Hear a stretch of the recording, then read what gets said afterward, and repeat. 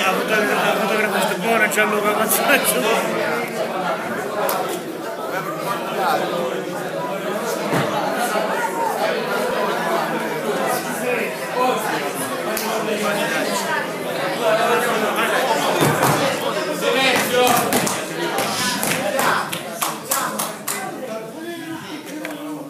No, io c'ho il vuoto.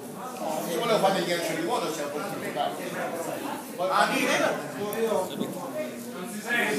due parole perché è giusto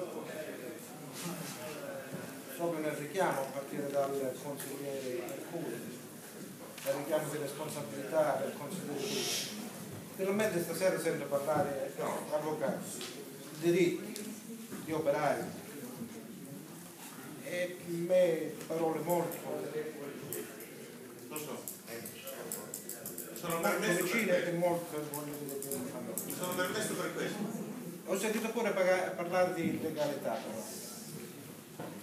e siccome è diverse volte che sento parlare di illegalità all'interno di questo consiglio comunale e dei consiglieri comunali, ritengo giusto che questo consiglio nella sua interezza, se sa che c'è un qualcosa di illegale, è un suo dovere andare alla Repubblica a fare la denuncia, perché è un dovere di un consigliere comunale.